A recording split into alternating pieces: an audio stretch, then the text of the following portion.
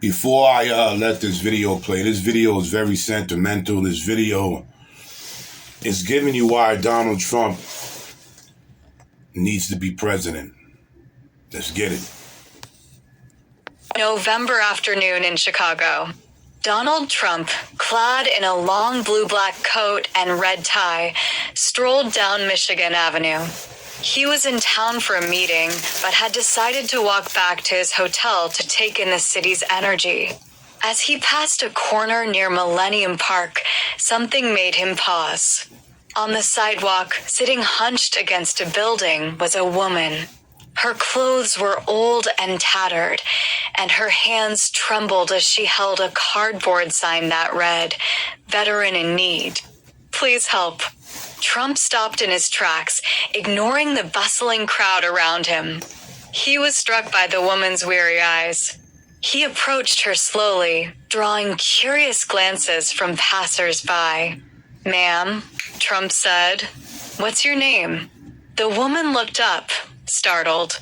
She hadn't expected anyone, let alone someone like Donald Trump. "It's Teresa," she replied hesitantly. "Teresa Hensley."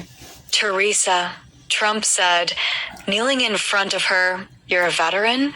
"Yes, sir," she said, her voice barely above a whisper. "Served in the Army for 12 years. Got injured overseas, and, well, things haven't been easy since." Trump nodded, absorbing her words. "Why are you out here? Don't you have a place to stay?"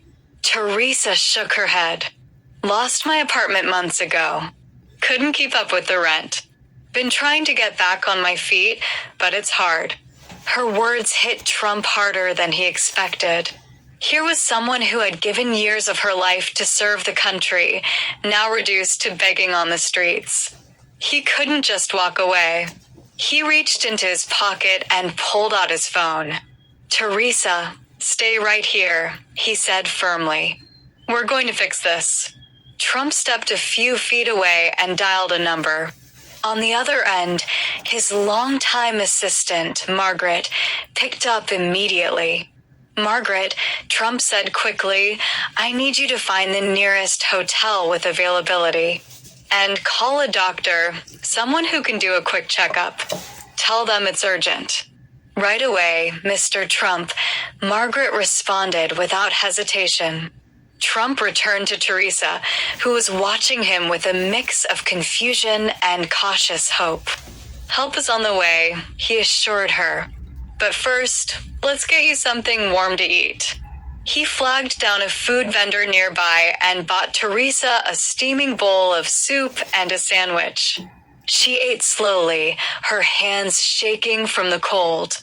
As she ate, Trump asked her about her life, her time in the Army, her family, and how she ended up here. Teresa told him about her deployments, the friends she had lost, and the injury that had ended her career. She spoke of how the transition to civilian life had been tougher than she had imagined. Minutes later, a sleek black SUV pulled up to the curb. Margaret had worked fast. A well-dressed driver stepped out, holding open the door. "Teresa," Trump said gently, helping her to her feet, "this is for you. We're taking you somewhere safe." Teresa hesitated.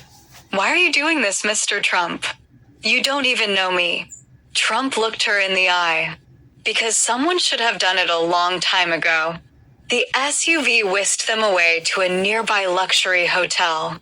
The staff, prepped by Margaret, greeted Teresa like a VIP. She was escorted to a suite on the top floor, where a hot shower, fresh clothes, and a warm bed awaited her. A doctor arrived soon after to examine Teresa, providing medicine for her ailments and advice on how to regain her health. Trump stayed nearby, making sure everything was handled smoothly. Meanwhile, Margaret had contacted Veterans United Support Services, a nonprofit that specialized in helping homeless veterans reintegrate into society. Within the hour, their representative, a cheerful woman named Lisa, arrived to meet Teresa. Teresa, Lisa said, sitting beside her, we're going to help you with housing, job training, and anything else you need. You're not alone anymore. Teresa's eyes filled with tears. She looked at Trump, who stood quietly in the corner, and said, I don't know how to thank you, Mr. Trump. Trump stepped forward with a kind expression. You don't need to thank me, Teresa. You earned this a long time ago, he told Teresa. By the next morning, Teresa had a new plan for her life. Veterans United had found her temporary housing, and Trump had arranged for his foundation to cover her rent for the first year. He even handed her a check to help with any immediate expenses. As Trump prepared to leave, Teresa stopped him. Mr. Trump, she said, her voice steady now, you've changed my life in ways I can't describe. Thank you very much. Trump smiled and relied, Teresa, you're going to do great things. Just promise me one thing, pay it forward someday. I will, she said with a newfound determination in her voice. As Trump walked out of the hotel and back into the bustling city, he felt a quiet sense of satisfaction.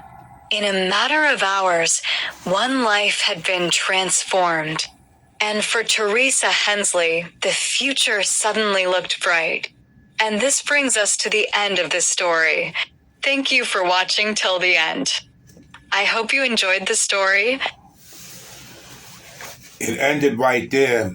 And what I'm saying to the people that's going to watch this video, hopefully you will, while these migrants was getting everything they was getting handed to them, this is how the regular homeless and the veterans homeless people were living in the street, and still now to this day.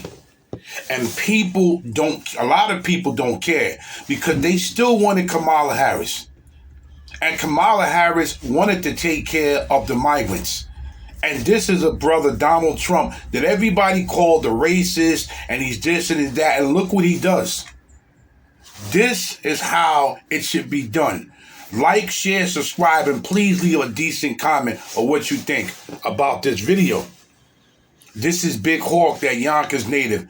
I am the host of Street Talk, bringing you the latest news and the latest street news anytime I can. God bless everybody, and God bless Trump.